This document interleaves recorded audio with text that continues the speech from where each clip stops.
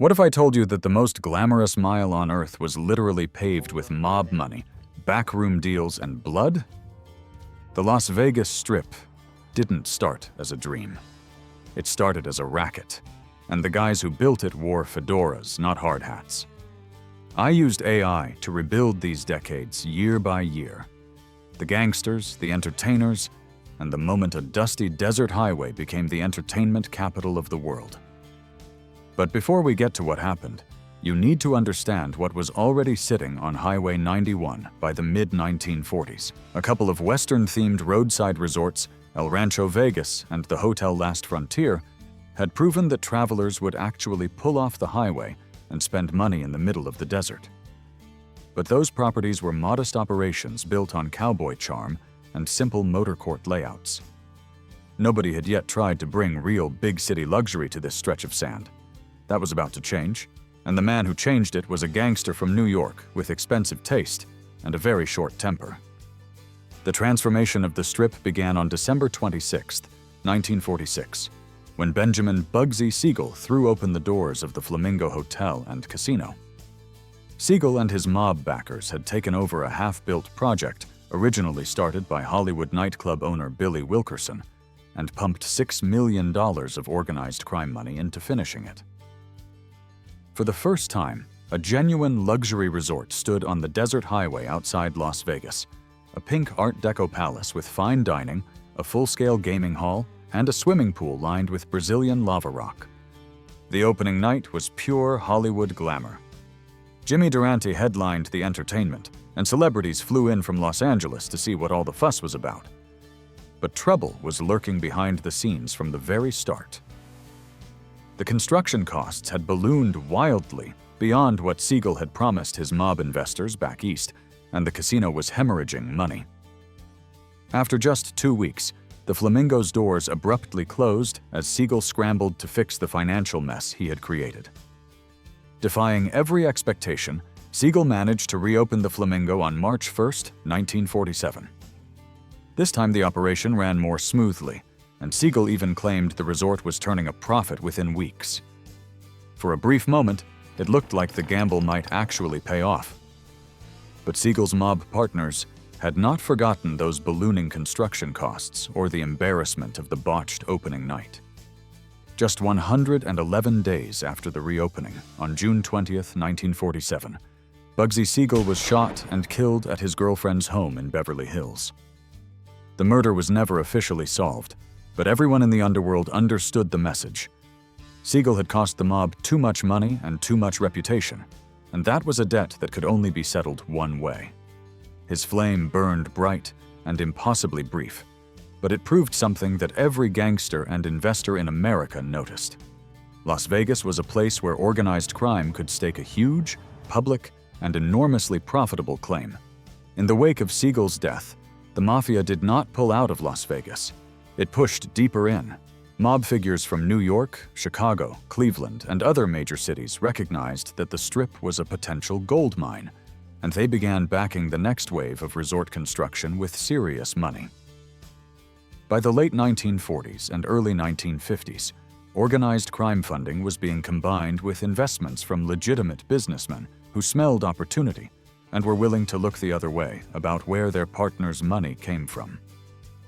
The result was a new generation of glittering resorts rising from the desert sand. The Thunderbird opened in 1948, followed by the Desert Inn in 1950 under Wilbur Clark's name, but largely financed by Cleveland mob figure Mo Dalitz and his associates. The Desert Inn pushed a country club atmosphere with swimming pools, a golf course, and elegant showrooms designed to keep wealthy guests on the property for days at a time. Each new resort was bigger, flashier, and more ambitious than the last, and the pattern was now firmly established. Mob money built the building. Legitimate operators ran the front of house, and the profits flowed in both directions. And then came the man who would become more synonymous with Las Vegas than any gangster who ever lived. In September 1951, Frank Sinatra made his Las Vegas debut at the Desert Inn. At that particular moment, Sinatra was at the absolute lowest point of his career. His record sales had collapsed, his marriage had fallen apart, and Hollywood had essentially written him off as yesterday's news. He arrived in Las Vegas not as a conquering star, but as a man desperately looking for a second act.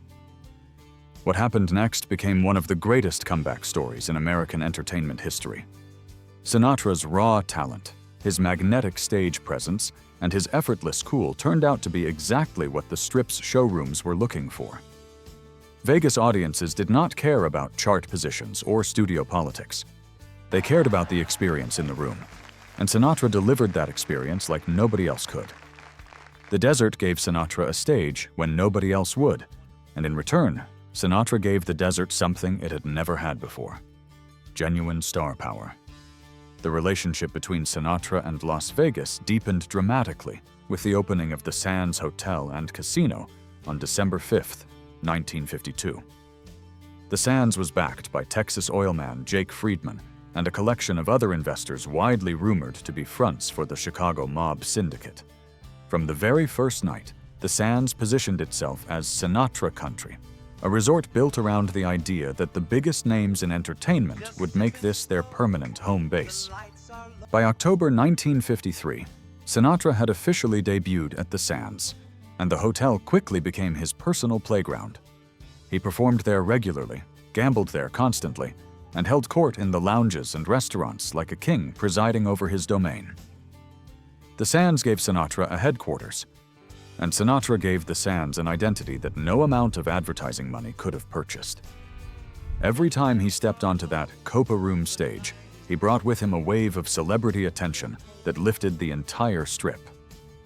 Throughout the mid-1950s, more mob-financed resorts kept appearing up and down Las Vegas Boulevard. The Sahara had opened in 1952, and the Riviera followed in 1955 with a 9-story tower that became the first high-rise on the Strip. The gangster funding behind many of these properties was often disguised through layers of legitimate business fronts, but the money's origins were an open secret in the industry. Organized crime cash was the engine driving the Strip's explosive growth, and everyone involved understood the arrangement. But the mob wasn't the only kind of dangerous dreamer drawn to the Strip. In the early 1960s, a heavy-set Atlanta motel developer named J. Sarno passed through Las Vegas on a scouting trip and never left. Sarno was not a gangster. He was something almost stranger. A man who genuinely believed that people didn't just want to gamble, they wanted to become someone else for a weekend. That idea was about to change everything. Sarno looked at the Strip and saw something nobody else had seen yet.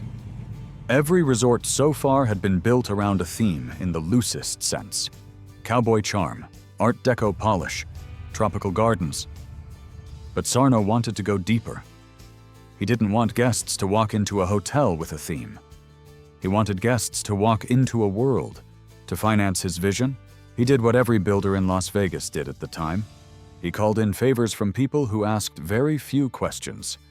Sarno secured a $10.6 million loan from the Teamsters Union Pension Fund, effectively mob-adjacent money routed through union boss Jimmy Hoffa, and began building. The Dunes had opened in 1955 with its Arabian Sultan figure on the roof.